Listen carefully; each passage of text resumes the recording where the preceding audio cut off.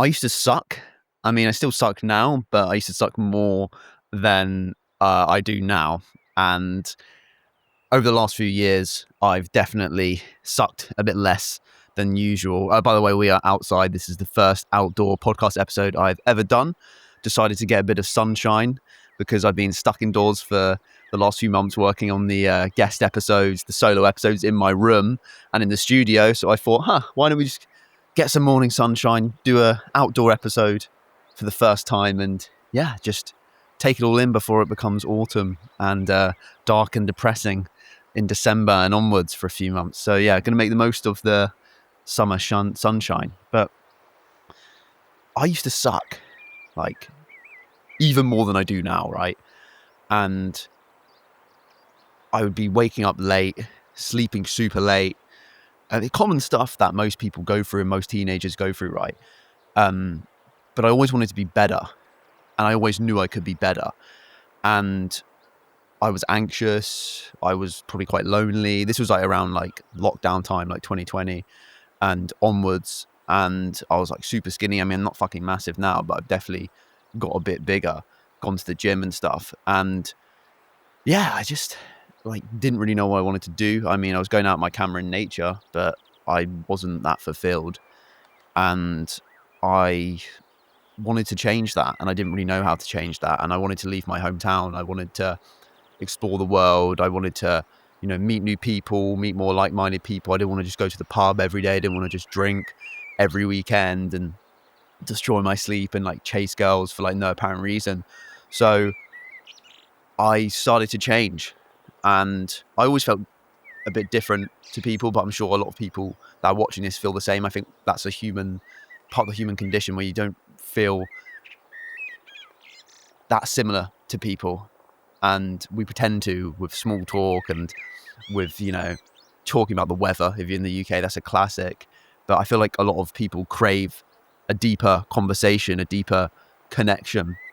But we're too scared to ask the deep questions, ask the uncomfortable questions. And a reason why it's good to start podcasts is you have free license to do that. And I just was a bit of a loser. I was anxious. I was skinny. I was eating like shit food. I was like going out in nature, but I wasn't working out. I wasn't meeting new people. I wasn't talking to new people. And a few things I did that helped was, one, go to the gym. So after a breakup and after being rejected by a girl, I was like, fuck this. I need to start going to the gym. And a lot of my buddies were going to the gym at the time. And I remember like when they were going and when other people were going, I was coping. I was using cope and saying like, oh yeah, gym bro, yeah, that's just like toxic masculinity, when it's just not.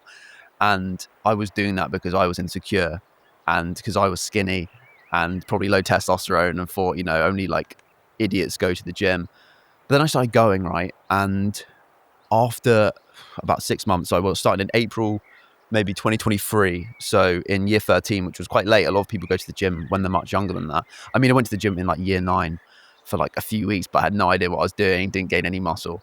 But I started going consistently to the gym, started off at like 4 times a week.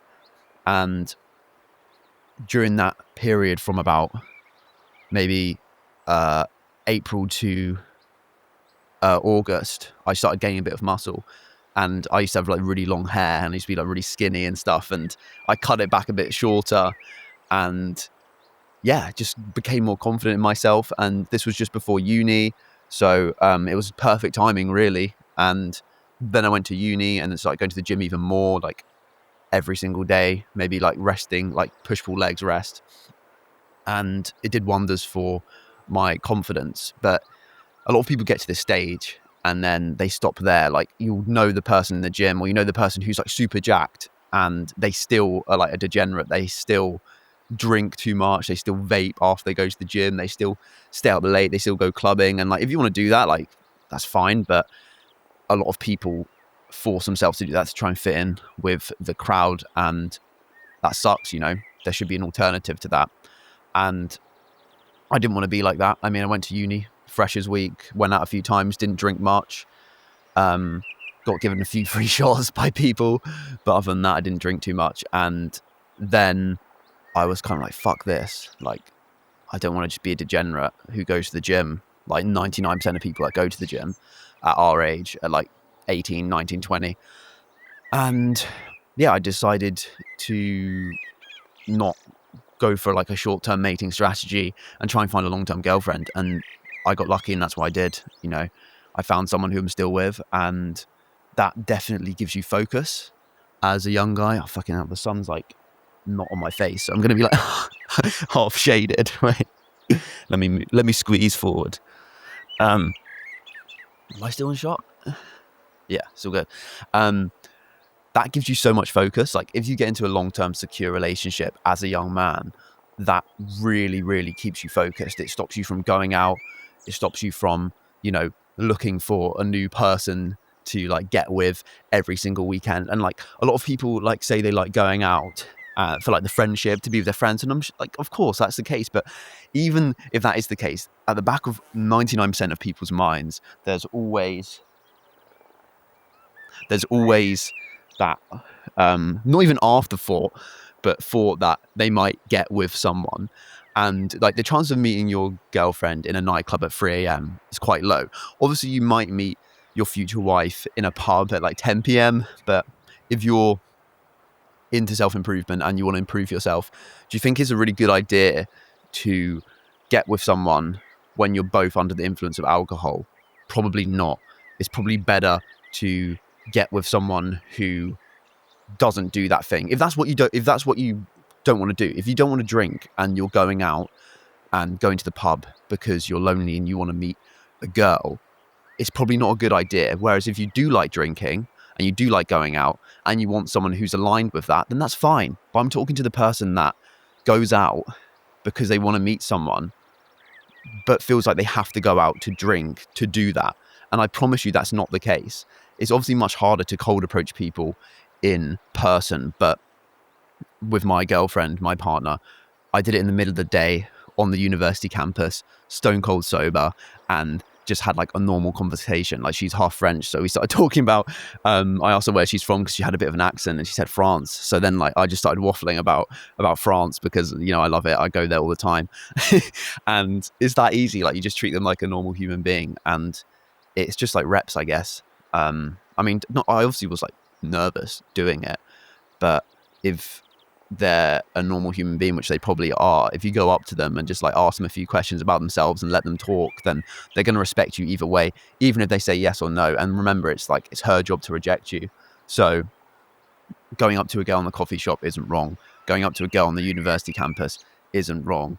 I think it's actually worse if you go up to a drunk girl at 3 a.m, to be honest. Like it's a bit more weird, even if you are drunk. Like that should be a normal thing. And like our like post 2020 like generation struggles so much with that, even if you're in your 20s. Like that's the good thing about university, is you get to become a new person and you leave your hometown. Because when I was back in my hometown, you know, you think in your mind, you think you have this like reputation, or you think everyone knows you and there's no new people to meet, no new girls to meet. But once you go to uni or you leave your hometown, no one knows you. It's a blank slate. You can just be the person that you want to be without the judgment, because no one has these predisposed beliefs of you from like 5 years ago. And to be honest, like no one actually cares about you anyway. Like no one's thinking about you. So if you're having these limiting beliefs, like, oh, I'm really upset and I want to meet new people, but I just feel like I'm going to be judged, or like,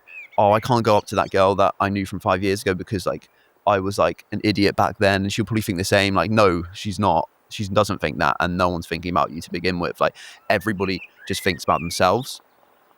And if you like fell over in the street, for example, you're going to be thinking about that for the rest of your life, but everyone's going to forget about that within 5 minutes.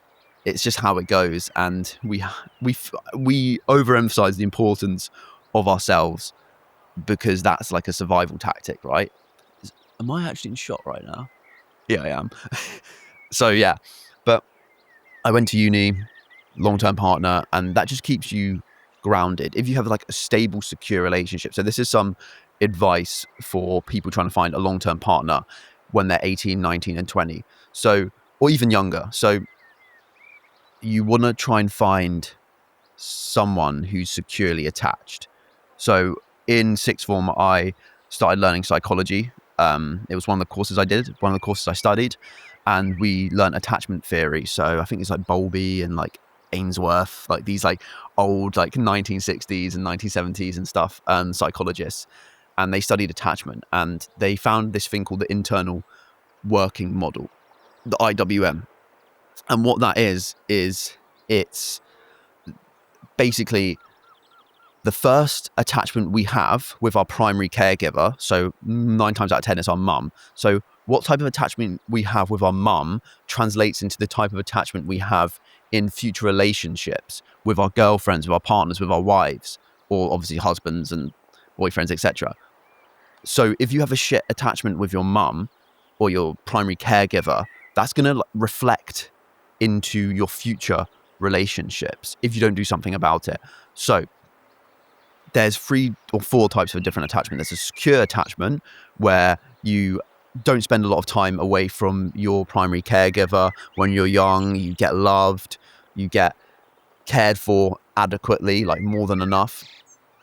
And that turns you into a secure attachment. So you explore the world, but then you come back. So Ainsworth did studies with securely attached infants, and what they'd do is they'd crawl away and explore, but then they'd come back. And this was different for the other types of attachment. So the next attachment type is avoidant attachment type. And avoidant attachment type is when you probably spend too much time away from your primary caregiver, from your mother, which means you become super independent and super like just uninterested in your primary caregiver. You just like explore the world, and it might sound good, but it doesn't help in future relationships, because what ends up happening is if you're an avoidant attachment type, you end up not giving your partner enough love. And whenever something goes wrong, you will break up or you'll cheat. So the classic example is like the avoidant. I mean, the girls have it as well, but it's like the avoidant male who, you know, is like you get together with, and then they don't show their feelings. They don't talk about their feelings. They cheat on you. They avoid confrontation.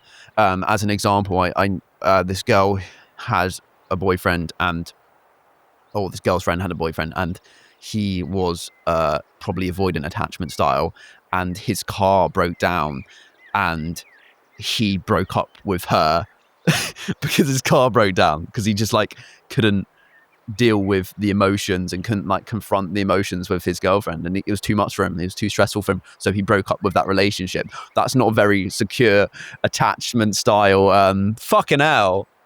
I literally live on like a main road, so if you hear like motorbikes and stuff, I apologize. Hopefully you can hear the birds, and there's a butterfly up there as well, which is really nice. A large white butterfly soaking in the morning sun. So cool. So avoidant attachment style, secure attachment style, and then there's insecure. So it's insecure avoidant, insecure, I think, resistant. So insecure resistant is like when the babies are separated from their mother in these psychological studies, they'll kick and scream, and they'll want to be back with the mother. And then when the avoidant babies are separated from their mother, they don't give a shit. They don't care. They're just like unbothered. And then when the securely attached children are separated from their mother, they get upset. But when the mother's reintroduced, the securely attached baby, you know, cuddles with the mum, is like super happy, super secure, all good. The avoidant doesn't care, isn't interested. And then the insecure resistant, or the anxious attachment, kicking and screaming. When the mother comes back, they're still kicking and screaming. They're still anxious. They're still agitated that the mother left them. And the reason why insecure attachments tend to happen is because of inconsistent love, inconsistent care. So the mother or the primary caregiver might be working a like 12-hour job, or might just like leave the child and neglect the child, or send the child to like the grandparents for too long, or send it to their friends because they're so busy, or they just want to get on with their lives and not take care of their child properly. And this ends up being reflected in your future relationships. So, you know, I'm sure you've heard of the avoidant and anxious attachment styles. It's from the relationship we have with our primary caregivers, with our mothers. It's crazy. It's absolutely crazy, but it does make sense. Like, so much stuff happens in childhood, and if we don't do something about it, we end up just staying like that and staying in that behavioral pattern. Is my head cut off? Wait, let me just double check if my head's cut off on the camera. I might have been just talking for like 20 minutes with my head completely cut off, so I apologize if you've seen half my head. Okay, I wasn't cut off, but just readjusted the camera so in the sunlight. All right. Ooh. So yeah, that reflects our relationships in adulthood, our attachment to our mothers. And what ends up happening is, if I already explained what happens if you're insecure, avoidant, you'll have a hard time showing your feelings, you probably cheat, you can't stay in a long-term stable relationship, you end up just going out with people for 1 month and breaking up with them, or you just cheat on them. And then insecure anxious, which I think maybe I had when I was when I was a teenager.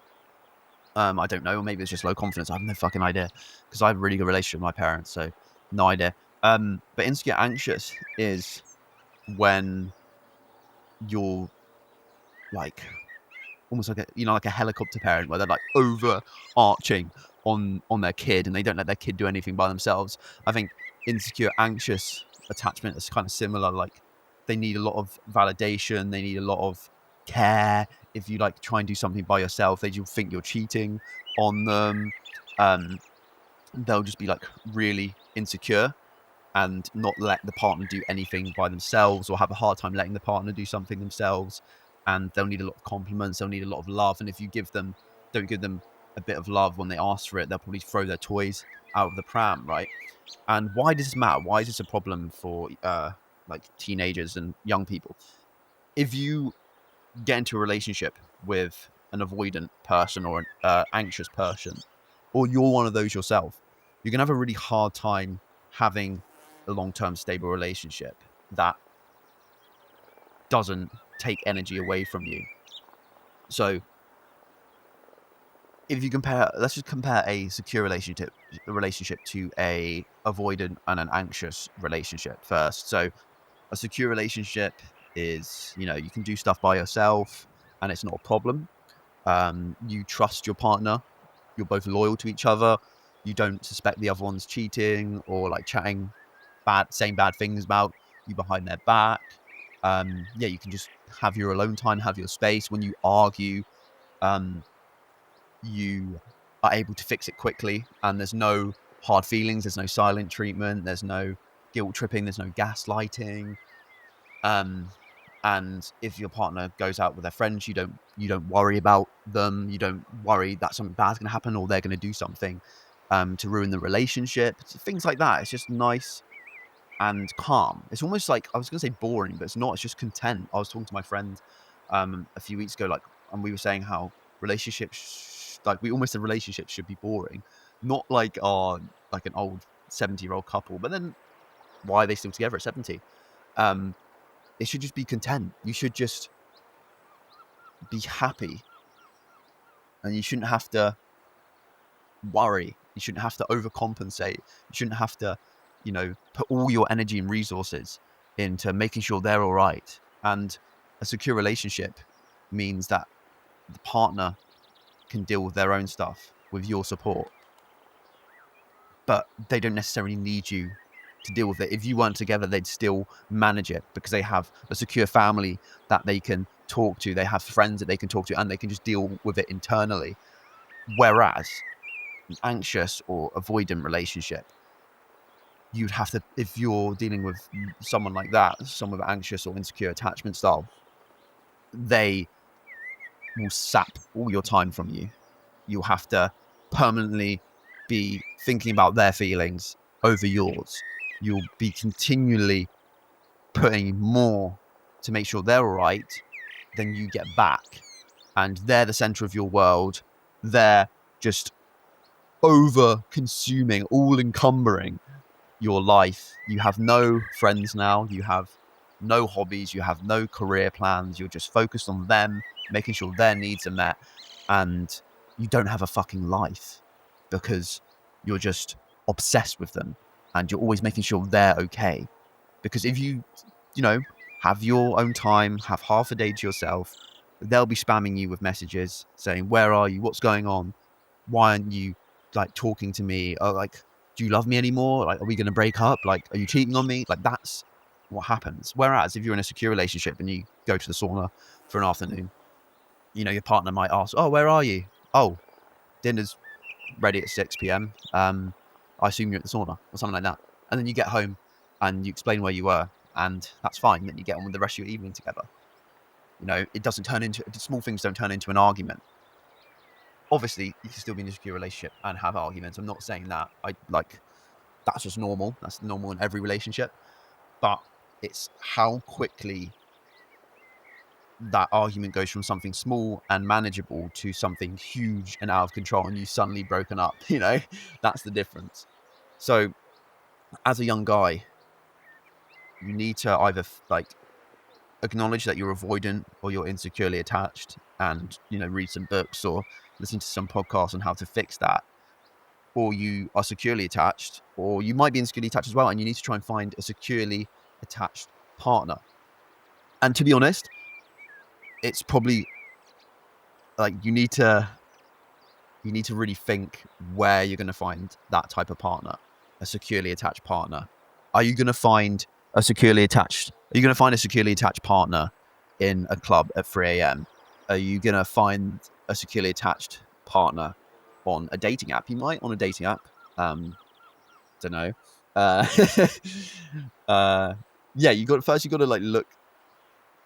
You got to decide where the higher volume of securely attached people are versus insecurely attached people are.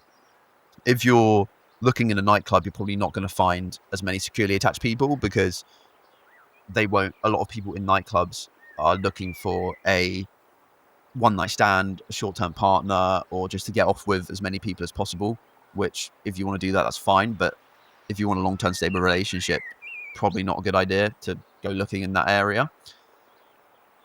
Whereas if you looked in a library or a cafe or on your university campus or at the gym or in the sauna or a yoga class at 6 a.m.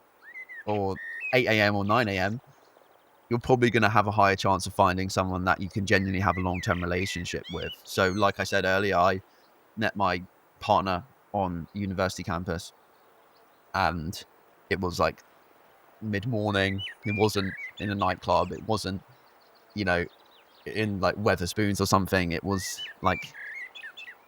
in a normal, non-degenerate place.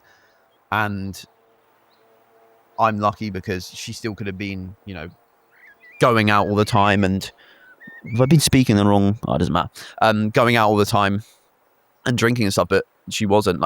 You got to make sure that your values align. And, I'm 20. I don't know everything about relationships, but I've been almost in a 2-year stable, secure relationship. And I know I needed this advice when I was 15, 16, 17, 18. So, yeah, you just need someone that aligns with your values. And you don't want to get into a relationship with someone if their values don't align with yours. So if you don't like going clubbing, maybe it's not a good idea to get with someone who's goes out clubbing 4 times a week. If you want kids, then obviously you need to get with someone who likes kids. If you like fitness, maybe it's be better if they like fitness as well. If you like reading, you like learning about the world, or you like going out in nature, then you should try and find a partner who likes the same. It's common sense, but it's so easy to just forget about stuff like this until you're 6 months into a relationship and you realize you don't even like the partner and you want to get out of it. Do you really think it's going to last if she likes going out and clubbing and getting drunk, and you like going to the sauna and going to the beach and staying inside and cuddling in bed? Probably not, right? So you need to find someone who aligns with your values and your morals, and even like with stuff like money as well. Like you just need to find someone who has similar interests to you. You know, opposites may attract in the short term, but similarity wins over the long term. So definitely try and find someone. And, you know, when you're young, it's fucking terrifying going up to someone in a cafe or going up to someone in the gym. You know, if you spend too much time on social media, which you shouldn't, you'll see these probably clips of guys being recorded going up to girls in the gym and stuff, which like is such a low like probability of happening. Like 9 times out of 10, if you go up to a girl in the gym and like just ask her a few questions, ask her where she's from, whether she's joined here recently, and you just get chatting like you would to one of your mates, that's not a fucking problem. But we have this idea that if we go up to a girl, like we're gonna get the police called on us and shit because you spend too much time on social media, and you have this like skewed extreme version of the world because only the extreme stuff goes viral on social media. Example, I posted a clip from my podcast where I asked a alcohol historian what the one surprising benefits of alcohol, or one surprising fact about alcohol was, and she said there's like some health benefits or some nutritional value in alcohol. And and then like obviously half of the comments were like confirmation bias. Oh, that means I can drink now, yay. And the other half were, this is so wrong, like this is absolutely like just crap, like wrong. And then it went viral, which is 2 extreme black and white views. And that's what happens on social media. So if you're spending too much time on social media and you've like your algorithm sends you stuff about relationships or about what boys say about girls or girls say about boys, the stuff that's the most extreme is the stuff that goes most viral. So then that gives you a misaligned view of how the world actually works. If you just went off your phone and started going up to people in person, like male and female, you'd realize 99% of people are actually happy to talk to you if you just have a normal like conversation and ask them questions about themselves and let them talk. And I think going to the gym and going to the sauna, or like going to like classes, or like I don't know, like book clubs and stuff, which most people don't do nowadays, is probably the best way to find more like-minded people. And let's go off relationships and let's go on to more like finding friends. Let me just check my audios. All good? Yeah. So finding like-minded people as a teenager, you're probably in the position where you don't fit in with your old friends, but you haven't met the new friends that you're more like-minded and that you'll genuinely get along with. And this is the lonely chapter. The lonely chapter can last years, it can last months, it can last weeks, but you've started to get into self-improvement, you started reading books, you've started, you know, not going out, not drinking, not smoking, not vaping, not clubbing, and you've decided to work on this side hustle or this business or this social media account, and you don't fit in with your friends anymore. But you haven't become advanced enough to meet the new friends and the new tribe who you will get along with. The problem is, my friend, you have to go through this lonely chapter to meet the new people who are more advanced than you and who will eventually accept you. You have to keep improving yourself. You have to take that hit for a few years. You know, after reading so many books about the most successful people, about listening to podcasts on the most successful like young men, or like 20 to 30-year-old men, they all talk about the lonely chapter. You know, Iman Gadzhi, Chris Williamson, Mike Thurston, Alex Hormozy, you know, all these people, they talk about the lonely chapter where they knuckled down for 2 years, 3 years, or even longer, where they stopped going out, they stopped drinking, and they just worked on one thing themselves for inhumane amounts of time. You know, they go into monk mode, as everyone likes to call it. And this is just a season. This is the season that will get you to the next level. This is the season that will get you the friends, get you the status, get you the money, get you the life, get you the freedom that you genuinely want. And if you bend back into the previous reality that you were trying to escape from, you'll remember that you've already been down that path and you know exactly where it leads. and you know the exact reason why you were trying to avoid it in the first place. And you'll just have to accept it. And you either stay average and stay in your hometown and stay the person that doesn't reach their potential, or you take the leap, go into the unknown, and don't have many friends for a few months, for a few years, and come out the other side as a better person and someone that will have friends who will support them, who are into the same things as them, and overall will have a better life. But you just have to take that hit of status, that hit of loneliness for as long as it takes. And, you know, it may last a long time, but it's a cool story to tell in the end. And I've been going through that. I'm still going through that. It's not as bad as it once was, maybe a year or two ago. But if you're, you know, starting a social media channel, or if you're into self-improvement, you want to learn more about the world, you want to become financially free, you want to become successful, you want to start a podcast or anything, like you want to start a business, not many people are going to relate to you. And instead of going out, instead of clubbing, you stay inside, you read. Instead of you like doing some normal activities or joining a football club, or, you know, I don't know, just like normal stuff, you stay inside.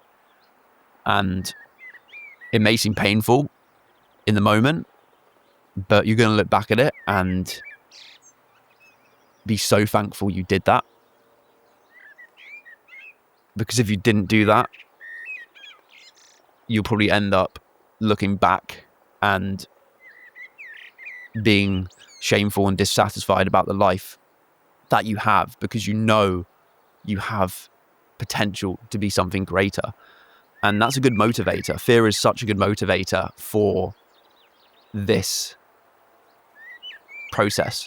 You know, do you really want to be working in a 9-to-5 office job for the rest of your life? Do you really want to be in debt for the rest of your life? Do you really want to be, you know, working for a boss and, you know, putting your tie on like a dog for the rest of your life? Do you really want to be out of shape and unfit for the rest of your life? Do you really want to be not have the time to go out in nature and not have the money to spend on your family and not have the money to spend to take your family on holiday or pay for your parents' mortgage for the rest of your life? Like, do you really want, because it's not just you that's suffering in this position. If you don't become financially free, if you don't become the person that you know you can be, you know, in shape, healthy, like satisfied, fulfilled with what you're doing, being your own boss and making enough money to do so, everyone else around you is going to suffer, unless you're already super rich and successful, which you're definitely not, or probably not, because your parents are still going to have to work and probably not even be able to retire. They're still going to be in debt and have to pay for the house for the rest of their life and not even be able to pay it off. They're going to be sleep deprived. They're going to be stressed out. Your siblings are going to have to work a shitty office job that they don't even like just to make the bills, just to be able to pay for the bills. You won't be able to go on holiday. You won't be able to travel. You won't be able to move out of your house until you're like 45. Like, do you really want that life? Do you really want to be stuck in your hometown? Do you really want to be just stuck in an office job where you don't even like your colleagues? Like, no. And now we have the internet and AI. There's another path that we can take to escape that. And you just got to start consuming the right content, reading books on entrepreneurship or on successful people, reading biographies of successful people, consuming, you know, podcasts that will help you improve, including this one, and start changing your behavior. Start taking action, because it's all good doing this mental masturbation, but if you don't change your behavior, you're doing a disservice to yourself. And it's going to be tough at first because most people won't be doing this. Most people will still be going out drinking. They'll still be putting themselves into debt and not trying to get themselves out of it. They'll still be trying to, suck up to their teachers or to their bosses and just think, oh yeah, I'll just do this job, because my parents did this or they told me to do that. Like, most people won't be trying to make a business or trying to go down a different path. So you're going to get a lot of clapback at the start, and sometimes it's better to just keep it a secret for the first few years. I started my Instagram account as a nature photographer, and I started it when I was 15, and for the first 3 or 4 years I didn't tell anyone from my school that I did it. I blocked all my friends so they wouldn't find out, because I was so scared that they'd find out and take the piss out of me. And I thought if they took the piss out of me, then I'd stop doing it. And I really wanted to do it, and I didn't want to stop doing it. And I'm obviously still a photographer now, but I'm mainly doing the podcast, and I'm more confident now, and I tell everyone about the podcast. And you realize that most people don't care, and two, if they do say something, they actually rate it. They actually compliment you for it. And if they don't compliment you for it, for doing what you want to do, for chasing after your dreams, then remove them from your life, because you don't need that energy in your life. You don't need people criticizing you for doing something different, doing something that doesn't hurt anyone else, doing something that actually benefits yourself and the world. You don't need naysayers to criticize you, because if they're criticizing you, they just envy you. They're just jealous of you. They're just seeing, oh, he's the same age as me, or he's younger than me, or she's younger than me, and he's doing something that I thought was impossible and thought that I didn't want to do, or that I couldn't do. And you're just reflecting that insecurity onto them, and it has nothing to do with you. But you're going to get criticized. You're going to get hate. You're going to get envy from people that are cynical and that are too insecure to take the leap and take the risk. So just bear that in mind. But if you do get that, take it as a compliment. It has nothing to do with you, and it shows you're going down the untrodden path and you're escaping, the 9-to-5 Netflix purgatory. And if you don't get any hate, you're not successful. So yeah, man, it's a beautiful day though. Really beautiful day. Oh, I need to do this more. I think I'm going to do this every week. I live in Cornwall, so it rains quite a lot. So I don't know how often I can do it outside without an umbrella or something. But yeah, I hope these episodes, these outdoor episodes, help you get to know me a bit better, and you get some valuable advice from it. Again, I'm just talking from experience. I'm talking from what I live, how I think, and I don't want to tell anyone what to do. I just know that there's a lot of you watching this who do want to change. They do want to do something with their lives, and I've always benefited from having older people, other people who are going down the path or have gone down the path that I want to go down, give advice and tell about their experiences and their struggles, and it just helps. It's just good to know that there are people who go against the grain. There are people who don't just accept what society and what teachers and what parents and what bosses have tried to make them do or try to turn them into. There are other people around the world, and that's a good thing about social media and the internet. We find these people who show us there's a better side of life that we can, I guess, try to emulate and try to become and try to fulfill. So yeah, I've not been in nature enough though recently. I've been so focused on the show, the podcast, and my accommodation that I had all summer didn't have a garden, didn't have a green space. And I live in a small town right now in Cornwall, and there are some nature spots. We have the beach and stuff. It's right next to the gym, which is awesome, but it's not the same as having your own garden, is it? You really do take having a garden and take being in nature for granted when you don't have it, and then when you come back to it, You know, that's one of my favorite things about coming back home in Kent is I know all the nature spots. I know there's like orchards and like fields next to my house, and that's where my journey started. That's where I started to go against the grain. That's where I decided to become a photographer, which is quite, you know, a nature photographer. Not many people do that, especially like around me. So I'll always love nature.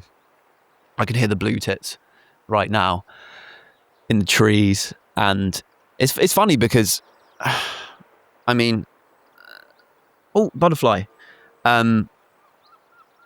It's funny because what I'm starting to notice, Andy Warhol said it best. It's like when you stop wanting something, you get it. I find that to be axiomatically true. And what I found is when I really, really, really, really, really wanted something, when I was younger or even now, I didn't get it. And then a few years later, when I ended up getting it, I didn't care as much. I'll give a few examples in a minute. It's like when we want something, when we desire something, when we crave something, we're not ready for it. And if we actually got what we desired when we truly wanted it most, it would actually do us more harm than good, or we wouldn't be able to deal with it, or we wouldn't be able to perform best with that opportunity. It's only a few years into the future, when you've got enough experience, when you've become more mature, that you realize all that you're ready for it. You end up being ready for it. But when you're ready for it, you don't want it as much, and you don't get as much dopamine from it, and you're less excited for it. So you kind of feel like underwhelmed in a way. An example would be on the podcast, I had my absolute hero, wildlife filmmaker, National Geographic explorer and presenter, Bertie Gregory, who has his own Disney Plus shows. He's from the UK.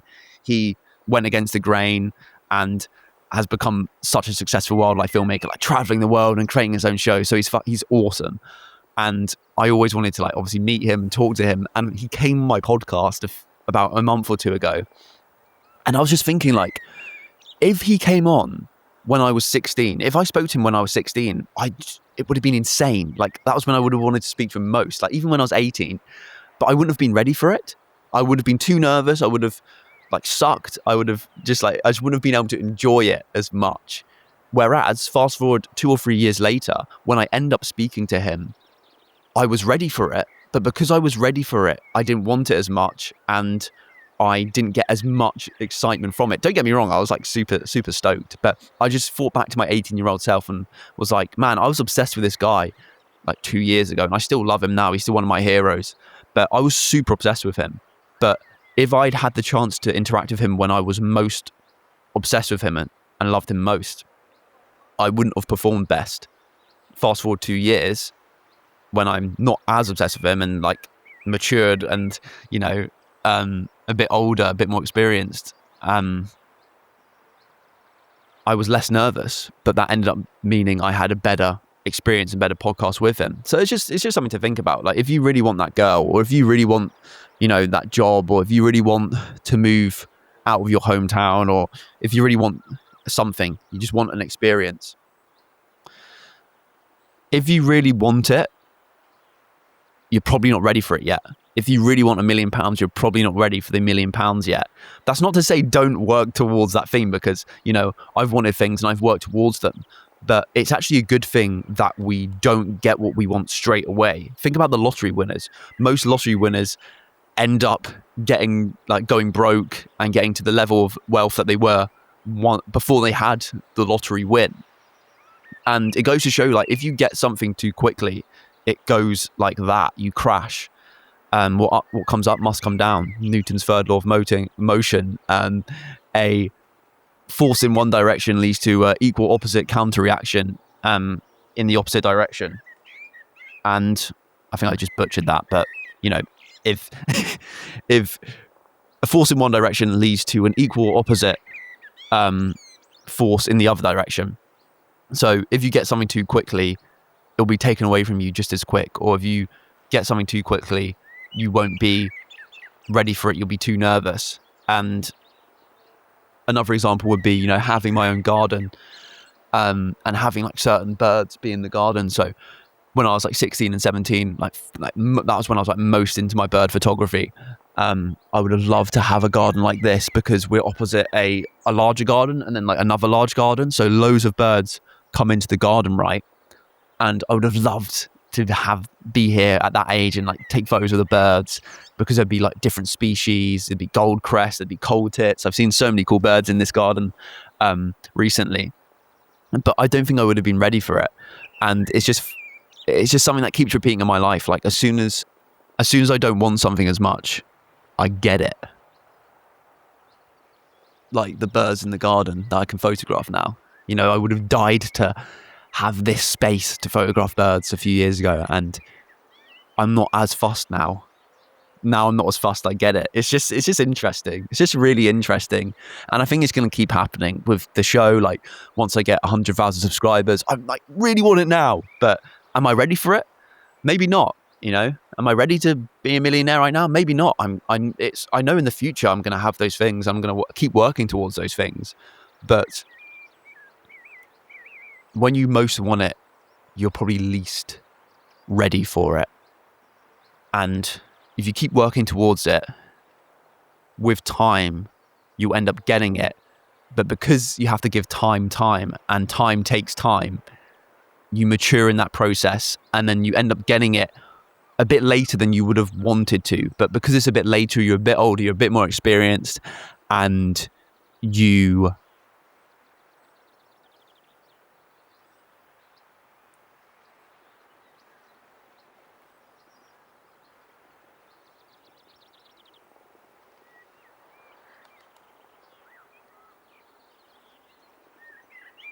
care less. You care less once you get it, which is a good thing. If you're too emotional with things, it leads to illogical and rash decisions. So by dreaming of something and that thing taking time, it's actually the best thing that can happen to you. Even if in the moment it sucks because you just want it now, you want to get it now. Why is it taking so much time? Why is it took this person 2 months to get it? Why is it taking me a year? You're not ready for it yet. But if you keep working towards it, you'll get it. But the fact that things take longer than we expect, and the fact that our dreams take a lot of time, it tests our limits and tests whether we really want this thing. And 2, it means once we do get it, we're actually ready for it. So, although it sucks in the moment, it's actually better to... Am I still in the shade? God damn it, the sun keeps moving. Although it takes time, it's actually a good thing that our dreams take a long time. Definitely. If we got what we wanted straight away, we'd end up being spoiled. And have you heard of this thing called the hedonic treadmill? So it's the idea that we always return to our baseline happiness. So I'm sure you've been on a lovely holiday before. You're super happy, you get the massive surge of dopamine, and then after being there for 3 days, you kind of just you just feel the same as you did before. You felt the same as you did, you know, when you were back at home. Example, you know, I always dreamt of going to Cornwall, of escaping Kent, of being as far away as possible, like being 6 hours away from my hometown, you know, becoming a new person, you know, going surfing, or, you know, like going to all the coasts, going to all the cool spots. And I was lucky to go to Cornwall quite a lot on holiday before moving here for university. And I was so excited to come. And, you know, the first few months were great. It was like super like, whoa, like so awesome. And then you just like get into the routine, you get into the habits, and you get used to it. And I've listened to a lot of millionaires and a lot of successful people, and it seems to be the same, where they want this thing so badly and they get the money, they get the girl, they get the Lamborghini, and, you know, getting it's great, having it's mid, having it's the same. And that's not to say you shouldn't strive for things in life, because we all want financial freedom. We all want to be in complete control of our time. But you just need to remember that external things won't fix you. You have to fix yourself internally. And the best combination is being internally sound, being internally content, whilst also striving for external things and improving your external conditions and your external life. Like, I'd rather be content and then also succeed externally and get money and get, the nice house and get the, awesome family, than strive for money like a slave or strive for the mansion like a slave and then be miserable when I get it. But I think the majority of the time it's actually the latter which happens. A billionaire gets a yacht and he's still miserable and he still wants to kill himself. And that's not to say like money doesn't like buy happiness, because money solves all your money problems, like Naval said. And you do probably feel better once you get external success, but you need to just try and be as internally content while simultaneously striving for more, striving for better, because we are humans and we need to grow as people. But that's not just externally, that's also internally. And I think a good routine, a good habit, good habits, and avoiding a bad routine and bad habits make you internally content. As an example, I try and do the same 3 things every single day, which I do. I work on what I want to work on. So I work on the podcast right now. It used to be photography, but I work on the podcast. That's a massive chunk of my day. And then I go to the gym and I read. If I do those 3 things, I've won. Like, that's my day done. And they're all leading to me becoming smarter, stronger, healthier, hopefully wealthier as well. That's the idea. And if I just do those three things every day, I know it will compound over time. And that makes me internally content with myself. And then also doing things like going to the sauna and socializing. That's super important as well. Spending time with my partner. It's just so good. And, even things like eating less carbs, especially in the morning, like avoiding bread and stuff, and trying to wake up at the same time every day, early in the morning, not sleeping too late. Like, basic shit, but shit that no one does. Like, it's so trite to say stuff like this, but it isn't, because everyone's still struggling with it. It's so cliche to say stuff like that, like, oh, fix your sleep, but it isn't. Regardless of it's cliche or not, it's almost not cliche, because you still haven't fixed your sleep. So you still need reminding. You still need to be reminded that that's a problem that you need to fix. So yeah, man. Yeah. I've really enjoyed this. This has been nice. I think I'll post these on the weekend. They'll be like weekend episodes. I just I need more sunlight, man. And I don't know how good the audio is going to be, but I have a garden now, so why not? I'm just looking at Robin in the tree. He's doing his alarm call. Why wouldn't I do this? You get to know me more as well, so it's cool. But I hope you learned something from this and got to know me better, But speaking of robins, they are the only bird in the UK, or one of the only birds in the UK, to hold their territories over winter. So in spring and summer, a lot of birds will create their own territories. Like, imagine, okay, so you have 5 gardens, and a blackbird will have one, another blackbird will have another, or like another one will have 2. And they have these territories to obviously find a mate, to feed on, to raise their chicks. And it's like their little house. But the thing with birds, it's like they'll have a territory in spring when they're breeding and when they're mating. But then after summer, or during summer, once breeding season ends and autumn and winter begins, they get rid of their territories and they become a bit more like egalitarian and a bit more communist, and they normally just will feed together. The blue tits and the great tits and the coal tits, they'll all flock together and feed together as like a little communist bird society.